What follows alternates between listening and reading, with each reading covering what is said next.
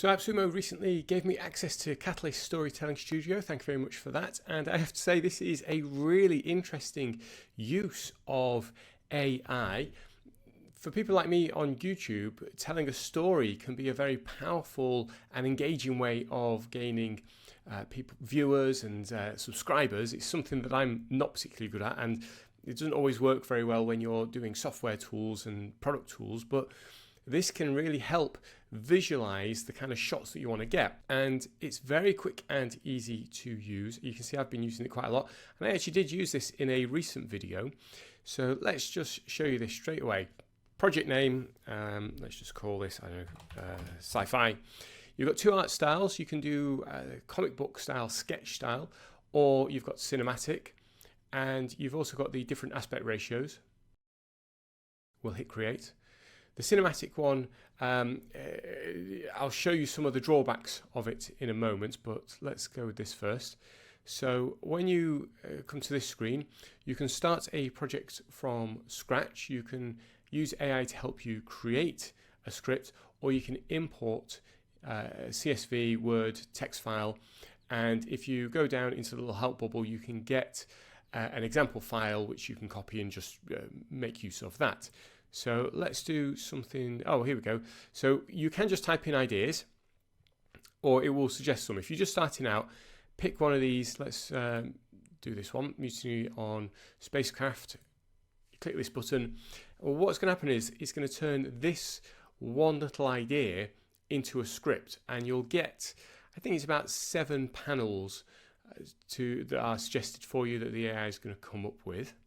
So here it's generated the script, so that's the prompt essentially, that's what it's taken as the seed of this, and then it's created this script. How many got? 1, 2, 3, 4, 5, 6. So you see 7 panels. So we click confirm. Now this is where the magic happens. It's going to take each of these and execute it as an image generation prompt. And so you can see it's now encoding the prompt, sending it off. It's going to tell you what's going on. Just over here, you can see we've got characters which haven't created any characters yet. It's going to populate that. And you can see it's creating these scenes as well. So we've got spacecraft cabin and secluded corner. Once it's done, you're able to present it, download the images, download as a PowerPoint file, download a slideshow video, or copy the presentation link and show you some of the things that I've been experimenting with. So if I hit present,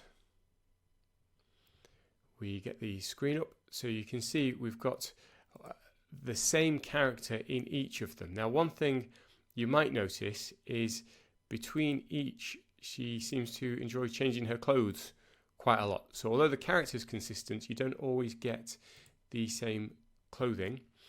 Another useful feature, if we just go into edit this, you can see I've changed this around a little bit, so you can change the different shots and generate it again. So you've got different options. So the original shot was this one where we had crazy duplicate person, what's her name? Nicole. So crazy duplicate Nicole. And so I had to adjust this and eventually got it so it was much better. We had a better single image. What if something's missing though? Well, you've got this generative fill tool.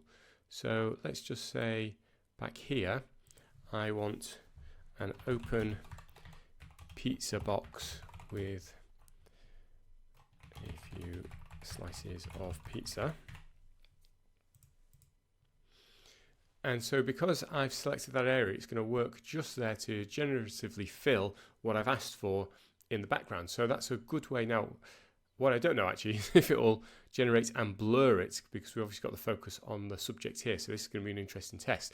But what this is useful for is if you want to really go to town and add key props to the scene, if you're really using this to plan things out, you want to add certain props into the scene, you can do that now without having to Photoshop it or edit it later on. Okay, so it's done and it's added this new one at the back here. Yeah, I thought so. So adding the prop in the background has not added it out of focus, so just be aware of that. But when I've tested it more in the foreground, so if I go to this one, here we go. So here's the original shot, and then I asked it to add a little cup of hot chocolate, and it's given me several variations, and that looks much better. Whereas if I'd added it in the background, it wouldn't look so good. So just keep that in mind.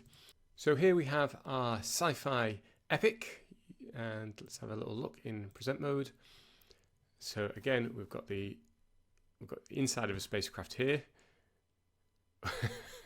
We've got lots of duplicates going on. Lots of duplicates again.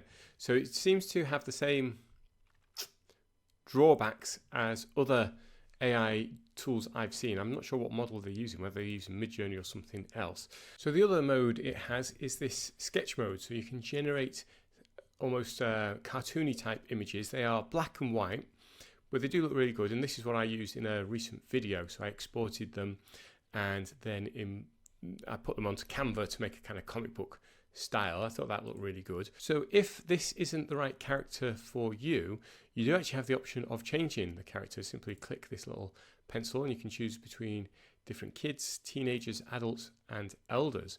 And they have just released, it needs a bit of work, but they've just released my characters, and you can add a photo, give it the character a description, and then you can add them, and now we can swap. So if I hit regenerate, it's going to regenerate the story, but in theory it'll have me as the character rather than Nicole.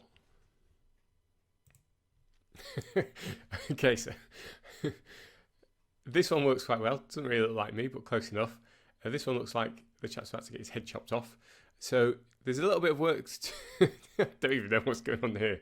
There's some work to do on the consistent characters, because I thought it was a pretty clear image of me and it doesn't really look like me, but it's there. This is a beta software, and so I would expect it to get better and better. The potential is there. What's it going to cost to get access to this? Well, actually, it's very reasonable. $49 for the lifetime access gets you one user and 250 images a month.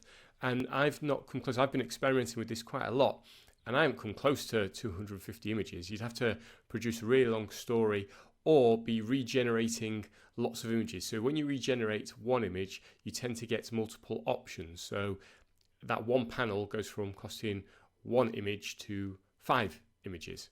So if you think you're going to be using this a lot, then tier 2 is looking pretty good because you get unlimited images per month. And if you're going to be using this with your team, tier 3 is the one to go for because you get collaborative features. Mark sits in front of his computer, excitedly editing his latest video. His face lights up as he adds the finishing touches, knowing that his hard work is about to pay off. He clicks the Publish button and watches with anticipation as the progress bar fills up. The video is now live for the world to see. Mark jumps out of his chair and does a little victory dance, unable to contain his excitement. He can't wait to share his creation with his audience. He grabs his phone and starts sharing the news on social media. Mark sits back and watches the view count skyrocket. He feels a sense of accomplishment and gratitude for his supportive community. If you liked this video, be sure to like, subscribe and check out this one next.